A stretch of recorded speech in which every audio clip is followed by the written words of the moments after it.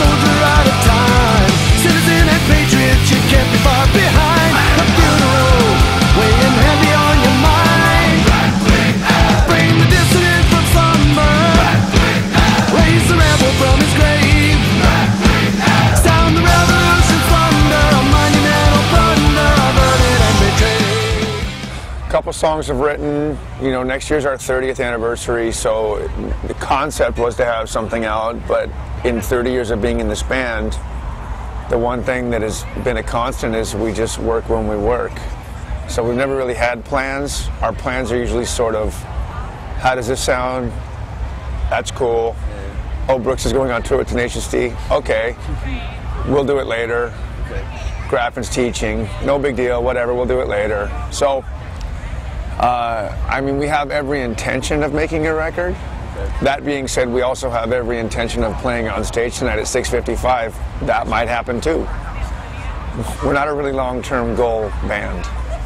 We don't have long-term plans.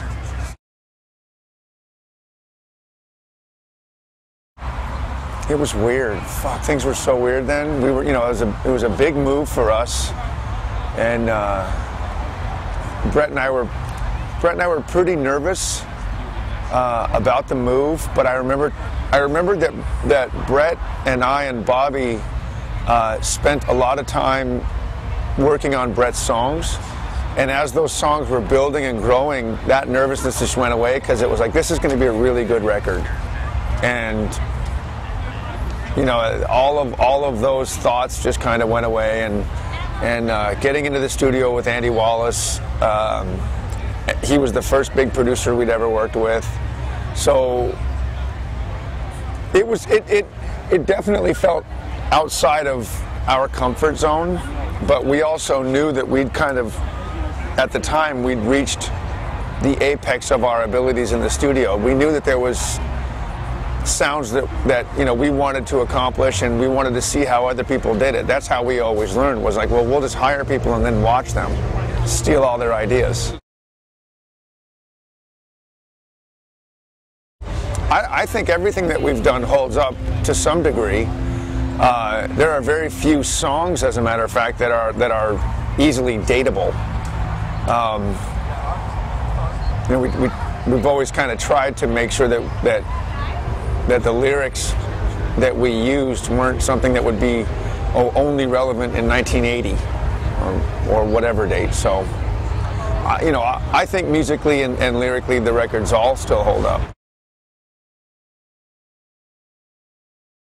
Right. You know, look, there's a lot less negativity, I think, with the last administration having, you know, just a back-to-back clusterfuck.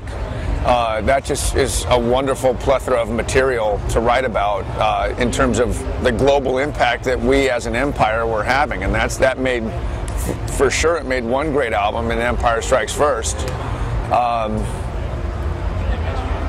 Realistically now, looking back at how we did New Maps and what we're thinking about now, it's just kind of back to what it's like to be a human being on planet Earth. It doesn't matter whether you're from America. You know, people ask me, what do I think about the economy? It's like, hey, if people don't understand that the stock market is gambling, then I'm sorry, but it is. You know, you never get money for nothing.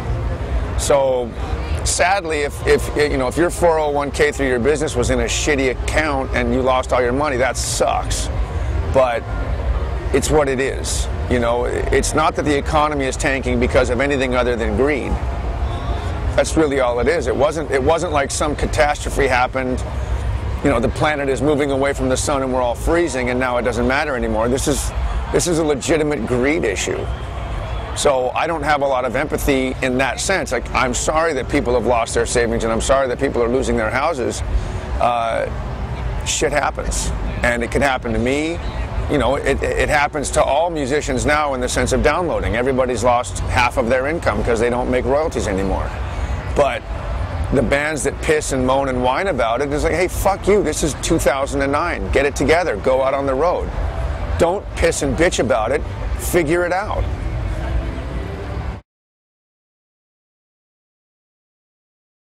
It's just, you know, it's simply a matter of having 280 something songs to choose from, And on a show like the Warped Tour, they say you've got 40 minutes. Well, okay, well, what songs are we going to pick and choose to play that will, A, be fun for us to play, have a good impact on fans of Under Oath or people who don't know who we are. You kind of, like, as far as I'm concerned, I think if we're going to challenge ourselves, I'd go way deeper than that. I want to go back into catalog records that we made before most of these people were born.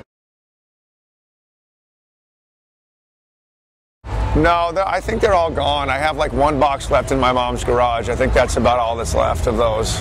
People are like, I can't find Into the Unknown anywhere, and I'm like, do you have a computer? Yeah, it won't go away now. Yeah. If you download the internet, it will be on there somewhere.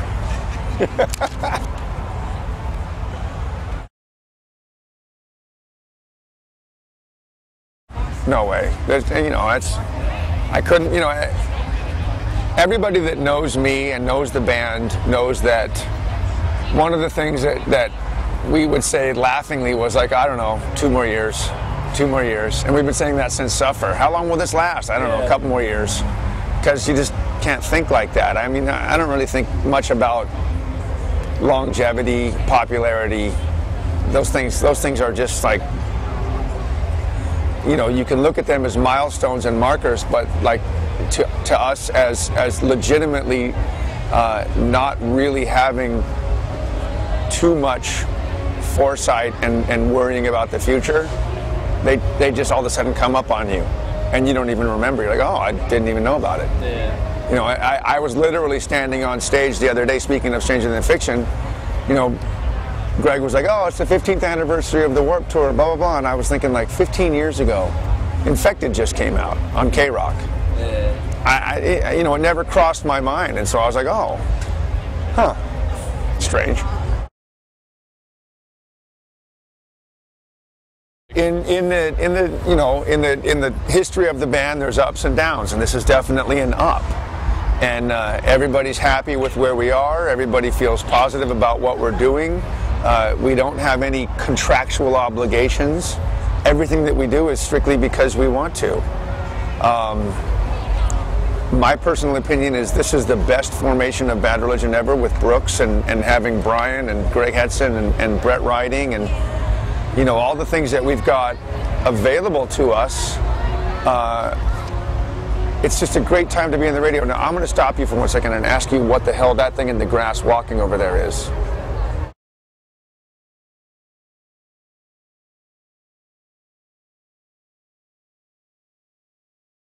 I think a lot of the younger bands, if they're good or if they have potential, they kind of get sucked into the machine a lot faster than any of us ever did. Yeah. And so before you know it, these bands have management, they have accountants, and they're on a label with a PR firm and an A&R guy, and their heads are still spinning from the whole thing, and they don't even really know which way is up.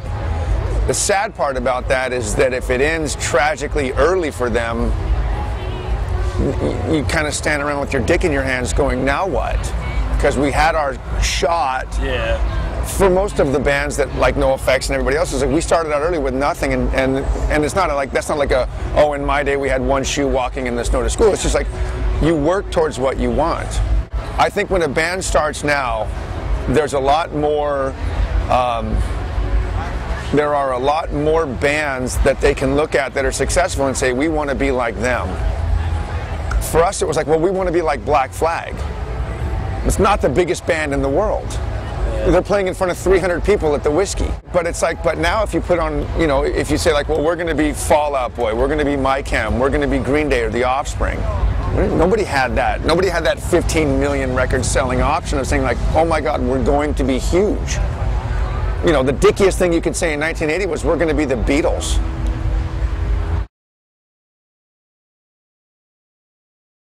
No, not at all. And the reason I say that is because they were opening for us on our Recipe for Hate tour. It was Seaweed, Green Day, Bad Religion, and they had just gotten out of the studio making Dookie, and they had an advanced cassette in their bookmobile, and we were listening to it. Brett and I were listening to it and just said, this is a fucking great record. Literally, like, see you guys later, you're gone. Because, like, nobody was making anything close to that. Nobody was making anything that that accessible at the time, and that kind of just in our realm, nothing like that. So it doesn't boggle my mind. They're great songwriters, and they're a great band. How do you put a lifetime of emotion into a 2-minute punk rock song? These were things that we talked about, and it's like, well, you can't just stand up and say fuck the cops, because that's not going to work. Yeah. So there's got to be something more. There's got to be a way to do this. And you know, whether you're reading Kurt Vonnegut or Thomas Wolfe, or listening to ELP or Todd Rundgren, you're finding ways to go like, I kind of get what they're doing there. How do we shorten that and get rid of all the bullshit? Get to the heart of it. Get to the heart of the matter. Yeah. You know, it's like, I was watching the making of Dark Side of the Moon last night on TV, and it was like when Roger Waters says, like, you know, I hit this point in my life where my mother had been telling me that like it was important to like stay in school and study and go to university because you know, you're going to have to get ready for life because it's coming. And he realized that no, life was already here. It's not coming in the future, it's right now. And you know, he started being able to write lyrics outside of himself and saying, I wonder what it's like to be in that man's shoes. That's something that we did. We said, you know, why is it that you know, we wake up as human beings, no matter where you're from, you wake up and either do something really shitty or you do something really great. You know, whether you're here in Jersey or you're in fucking Japan or Germany, if you're a parent, you wake up worrying about your kids. If you're like a kid graduating, you're worried about a job and paying your rent. You know, and you know, if you're fanatical about your area or your religion or something that you want, you know, and you're just desperate enough, what leads you to like take a rock and throw it at a guy with a gun in the Middle East? That's fucking rad to me. Yeah, it's like, it's one of those moments where you go, what's going on in his head that would lead him to do that? And that's where our ideas come from. And I think, you know, the rock and roll before that was sort of this glass curtain of like, we're high on cocaine and fucking groupies and like gonna talk about the stars. Yeah. But it doesn't have anything to do with anyone other than them. Yeah. Yeah, I don't want to hear Motley Crue telling me how hard it is out on the road, because what the fuck does that have to do with me? Yeah. I'm just a guy working at 7-Eleven trying to make ends meet, and they're telling me how rad it is out on the road. Well, good for you. Now go fuck yourself. Yeah. Someone tell me what the fuck is going on out here.